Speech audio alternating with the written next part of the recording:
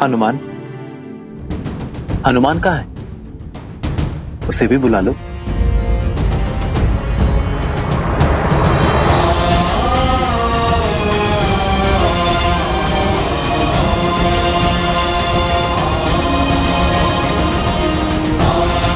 न जाने उन्हें आप पे किस दुख का आभास हो रहा था, क्या चिंता खा रही थी उन्हें, जो वो अकस्मात ही लक्ष्मण काका श्री से मिलने अयोध्या की ओर बढ़ गए। भैया, लक्ष्मण तो अयोध्या में है ही नहीं।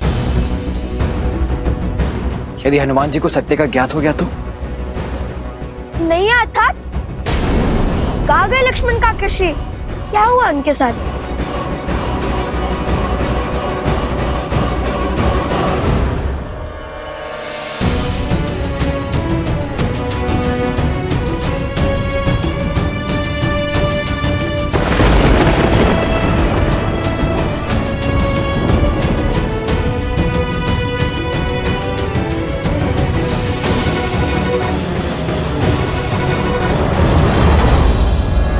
प्रभु,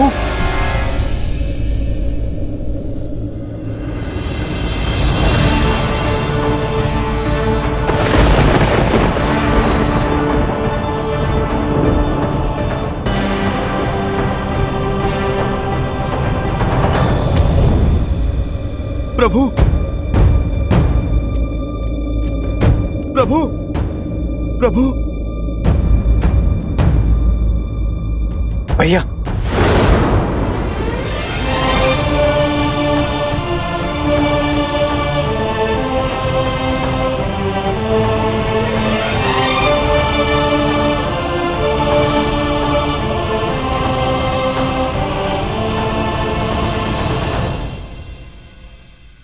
यूं किसी को बिना बताए अयोध्या जाने का क्या अर्थ था हनुमान?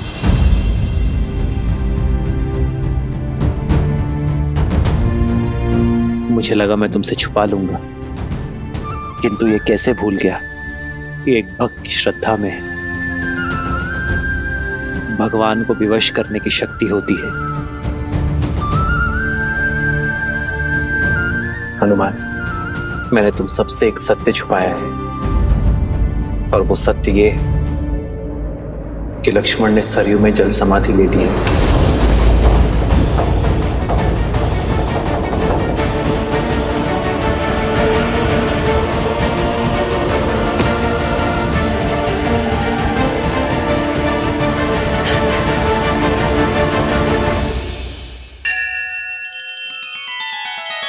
श्री रामचंद्र कृपालु भजु मन हरण भव भय दारुणम नव कंज लोचन कंज मुख कर कंज पद कंजारुणम। सिया राम, सिया राम, सिया राम, सिया राम, सिया राम, सिया राम।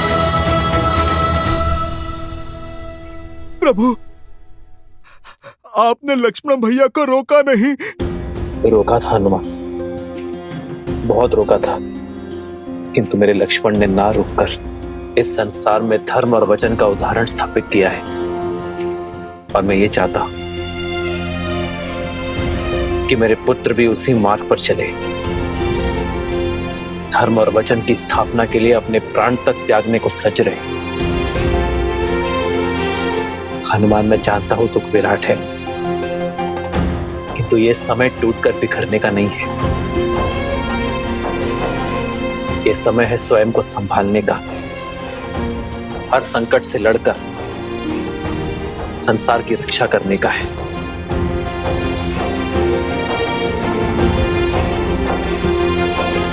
धर्म की स्थापना करना है,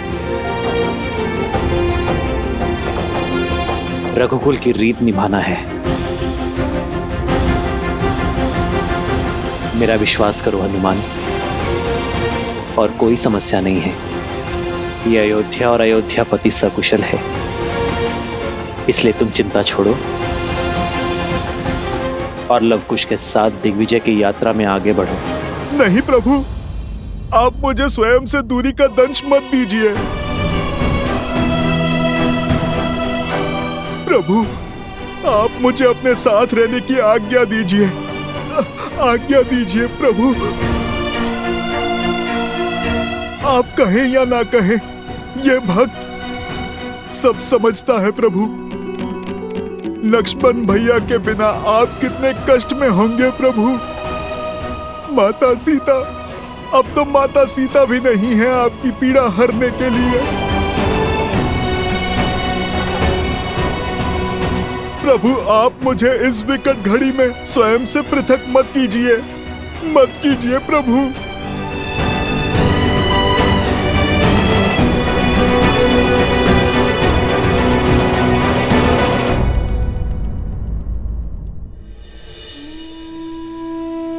यदि आप हमारे कारण चिंतित है पिताश्री, तो आप व्यर्थ में ही व्यतीत हो रहे हैं।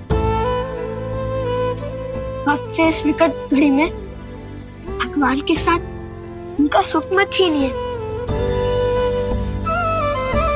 देखिए ना, आपकी चिंता हनुमान जी के मुख पर प्रदर्शित हो रही है। उन्हें आपके साथ रहना चाहिए, हमारे साथ नहीं। हम पर विश्वास कीजिए और ऐसे एक भक्त की आस मत तोड़िए। हनुमान,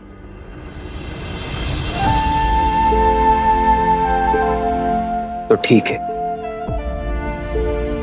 कल सूर्योदय होते ही हम पुरुषपुर की ओर प्रस्थान करेंगे, युद्ध का शंखनाद करेंगे।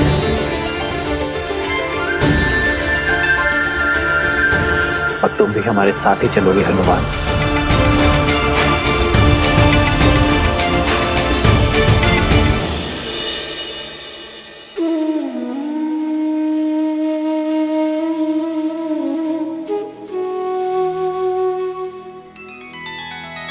श्री रामचंद्र कृपालु भजुमन हरण भव भय दारुणम। नव कंज लोचन कंज मुख कर कंज पद कंजारुणम। भगवान के अवतार का केवल नहीं गुणगान है, कैसे नारायण बने नर इसका पावन ज्ञान है। श्री राम श्री राम श्री राम श्री राम। आयुष्मान भव पुत्रो।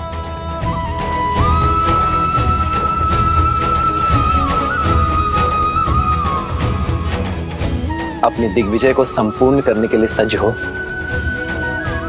सेना भी सज्ज है भैया।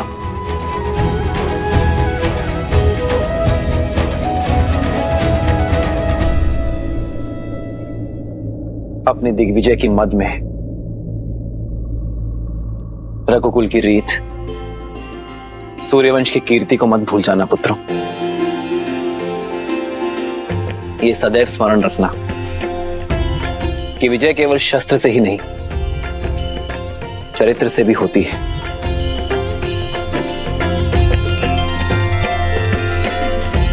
तुम दोनों केवल रघुवंश के अंश नहीं हो, धर्म के पथिक भी हो। और ये यात्रा केवल भ्रमण नहीं, यह अध्ययन है, संसार का भी और स्वयं का भी। क्योंकि जो स्वयं पर विजय पा लेता है, उसे संसार कभी हरा नहीं सकता।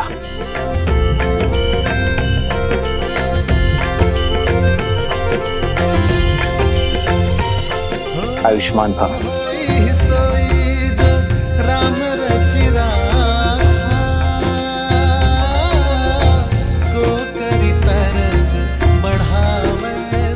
भरत, माताओं तक सूचना पहुंचा दी तुमने? जी भैया, संदेश भेजा जा चुका है।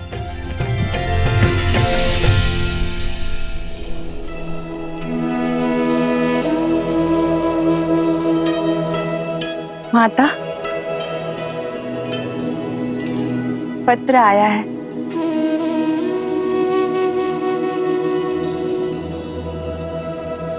प्रभु ने आप दोनों की सुन ली। कल महाराज और भरत भैया की भेंट लव, कुश और हनुमान जी के साथ हुई, और रात्रि में भोजन भी उन लोगों ने साथ में ही किया। तुम सत्य कह रही। धन्यवाद नारायण, धन्यवाद। मेरे पोते अपने पिता से मिले, उनका आशीर्वाद पाया, इससे सुखद और क्या हो सकता है।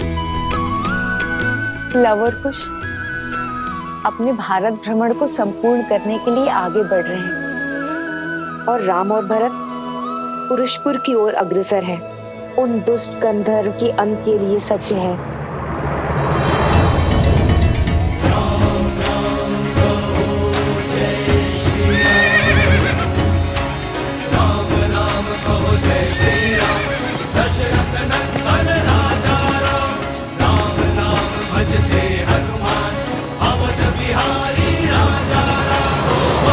कुछ क्षण ही सही मन की शांति के लिए शीतल छाया तो मिली। आपका कोटि कोटि आभार प्रभु।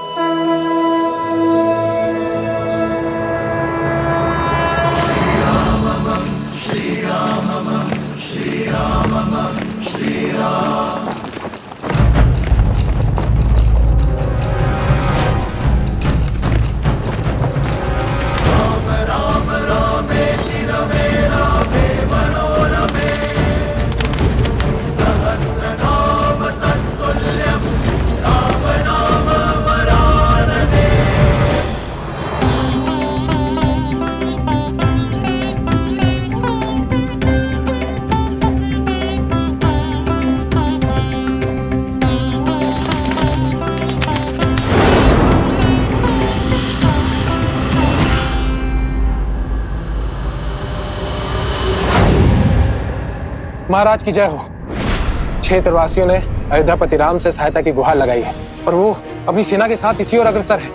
उनके अनुज भरत भी उनके साथ है। सुना है कि कौशल की सेना अत्यंत बलशाली है और प्रचंड है। यदि युद्ध हुआ तो हम उनसे कदापि नहीं जीत पाएंगे महाराज।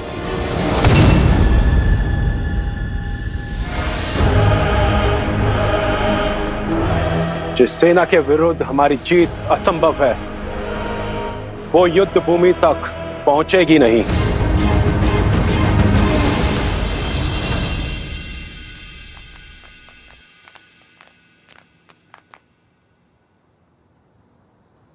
कुश, ये तो कोई आश्रम प्रतीत होता है। कदाचित आज भाग्य में किसी महान ऋषि से भेंट का आनंद लिखा है।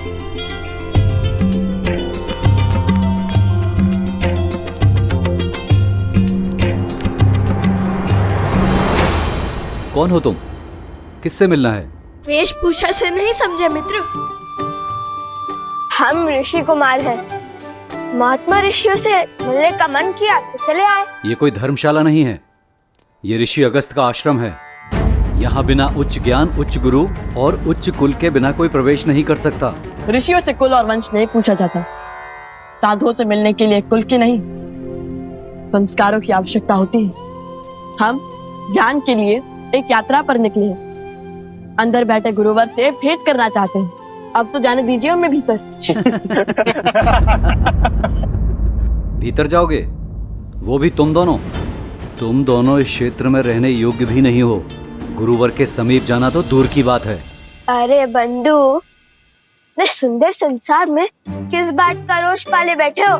कोई समस्या है तो बताओ हमें। किसी ने दंड दिया है तो क्या सुनाओ? ये तो बड़े मायावी लगते हैं। इन्हें कैसे पता चला कि गुरुदेव द्वारा दंड स्वरूप हमें यहाँ पर खड़ा किया गया? पहेलियां मत बुझाओ, सत्य बताओ। तुम दोनों कैसे जानते हो कि हमें चिंता सता रही है? आपसे। मुझसे? भला मैंने कब बताया? समझ गया। ये दोनों केवल मायावी ही नहीं हैं, अत्यधिक चतुर भी हैं। ऋषि कुमारों के भेष में कौन हो तुम? सत्य कहो, अन्यथा संकट में पड़ जाओगे। अभी बताता हूँ। रुको। जो परिचय दिया है वही सत्य है। यदि मन में कोई शंका है तो मत मानो, किंतु हम ऋषि अगस्त से मिले बिना कहीं नहीं जाएंगे। ऋषि अगस्त के द्वारपालों को चेतावनी? रुको, अभी तुम्हें ऋषिवर के पास लेकर के जाते हैं। अब वही तुम्हारा सत्य से आवरण हटाएंगे।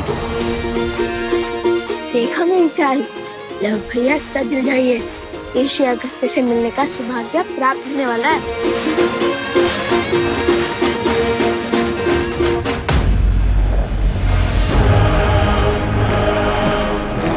वो देखिए महाराज, राम की सेना घाटी में प्रवेश कर चुकी है।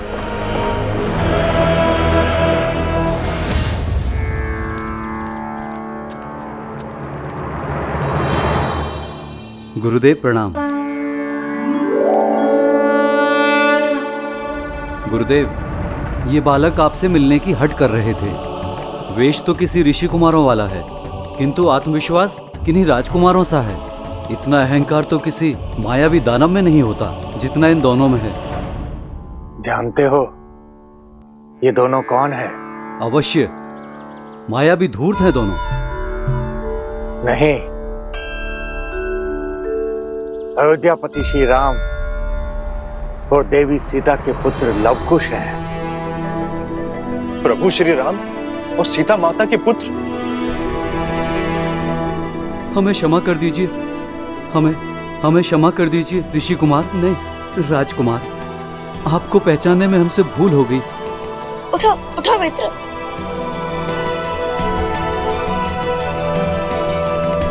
कर्तव्य भले ही राजकुमारों का निभाते हैं, किंतु मन से सदा ऋषि कुमार है। हम भारत भ्रमण पर निकले हैं। हर अंतर, हर भेद को समाप्त करने निकले हैं हम, ना कि उसे बढ़ाने या उसका बढ़ावा देने। अति उत्तम। तुम्हारी वाणी में तुम्हारे हृदय की पवित्रता झलकती है।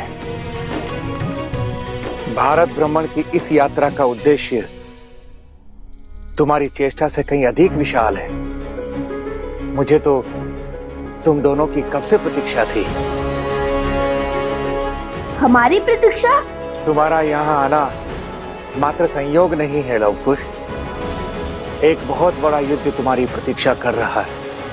एक असुर जो अपने मन में तुम्हारे प्रति द्वेष का दंश भरे बैठा है, वो तुम्हारे अंत को आतुर है। ये युद्ध साधारण युद्ध नहीं होगा। ये शत्रु तुम्हारे अन्य शत्रुओं से बढ़कर बलशाली है।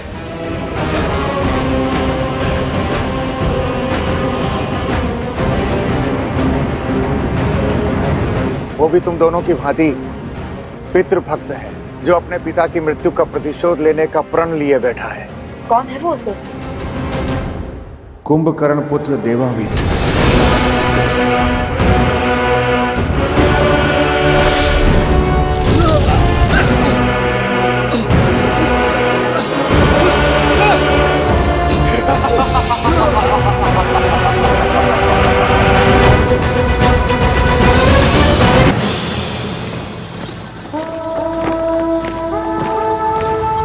रुको, रथ रोको।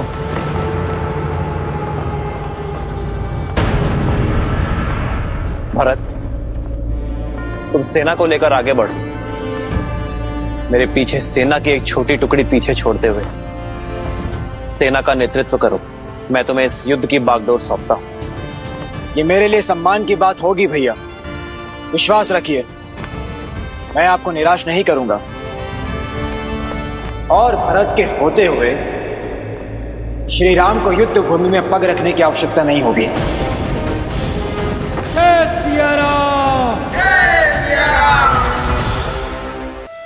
महादेव, शत्रु की शक्ति और युक्ति जानते हुए भी श्री राम ने भरत को अकेले आगे क्यों बढ़ने दिया?